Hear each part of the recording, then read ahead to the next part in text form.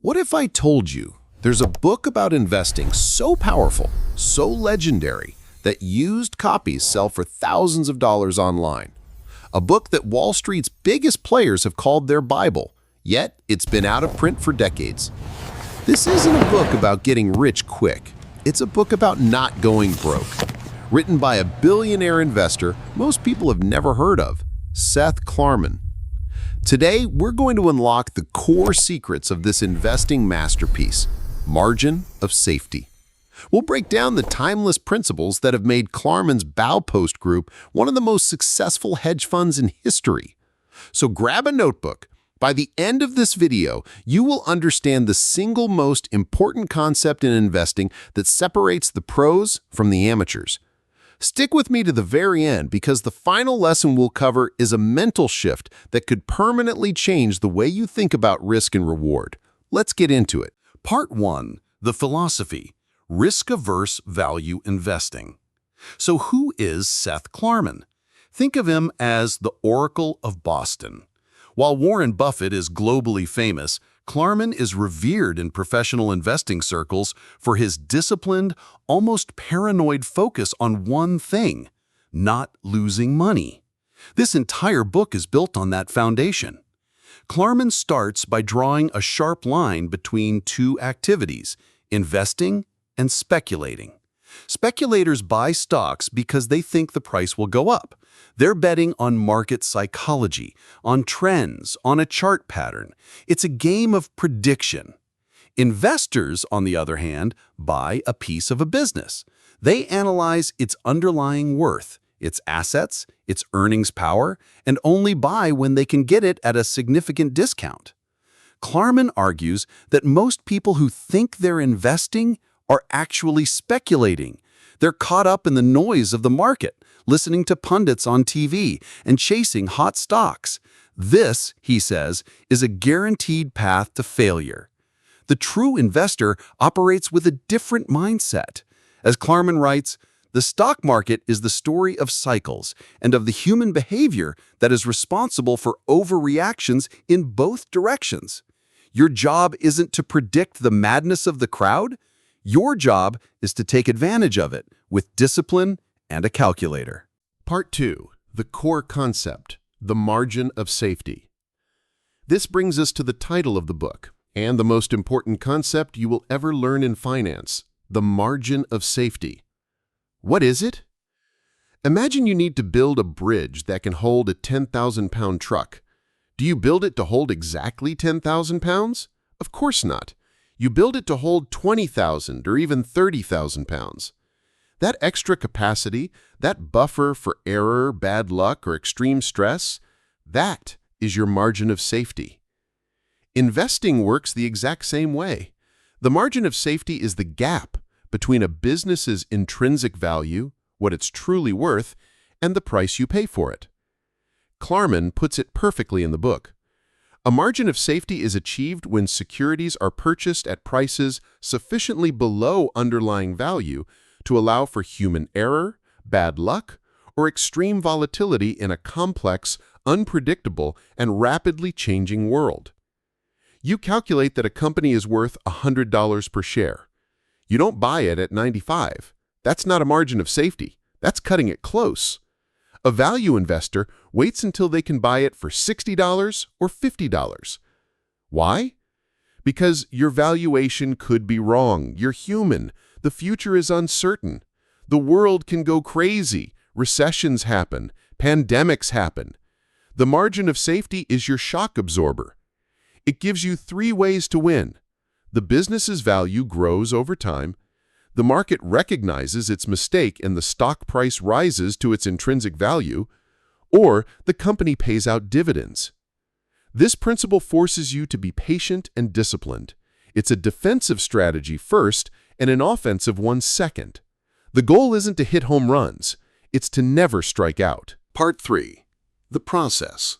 How to be a value investor. Okay, so the philosophy is clear. Buy things for less than they're worth, but how do you actually do it? Klarman outlines a 3-step process. Step 1. Focus on the bottom-up approach. Forget about trying to predict where the economy is going, what the Federal Reserve will do, or which industry will be hot next year. That's a top-down approach, and it's a fool's game. Instead, use a bottom-up approach. This means you ignore the big picture and focus entirely on individual companies. You become a detective, analyzing one business at a time. What are its assets? Who are its competitors? How much cash does it generate?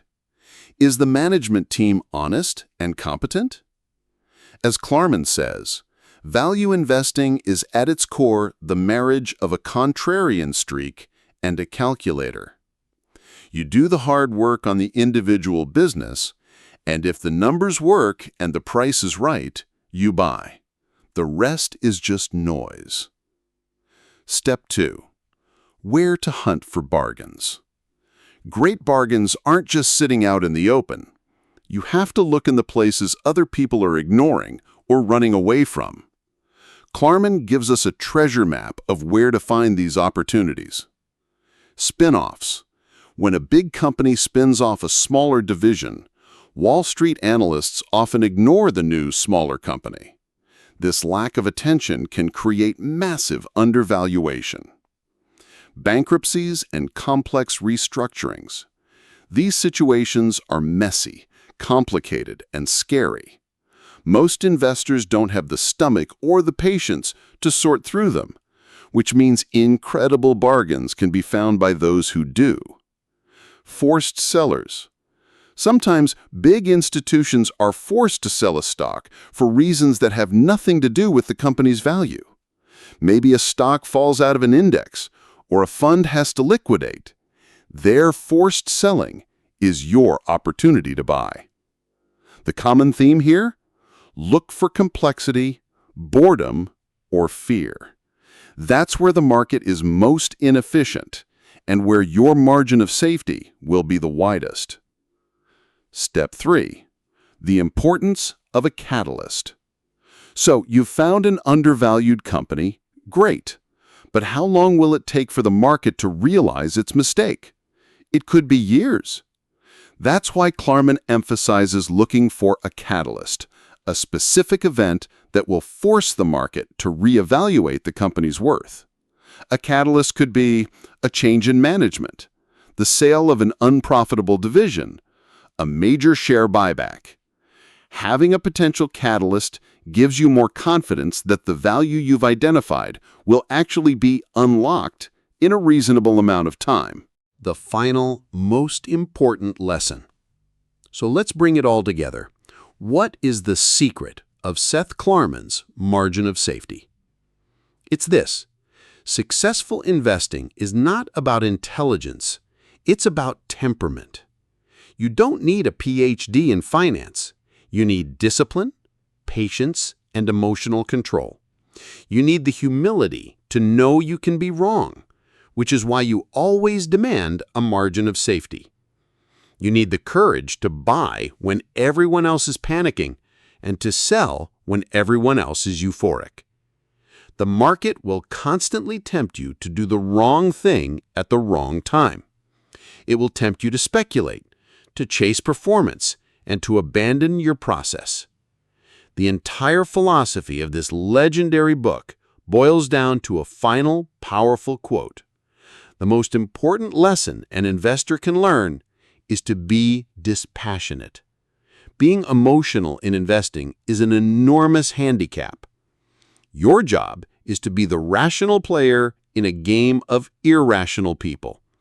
If you can do that, and if you can always insist on a margin of safety, you won't just protect yourself from losses, you will put the odds of long-term success firmly in your favor. And that is the timeless wisdom from one of investing's most sought-after books. It's not flashy, but it is powerful. If this summary gave you a new perspective on investing, hit that like button and subscribe for more deep dives into the best books on money and finance. And I want to know what you think. What's the biggest lesson you took from this? Let me know in the comments below. Thanks for watching, and remember to invest safely.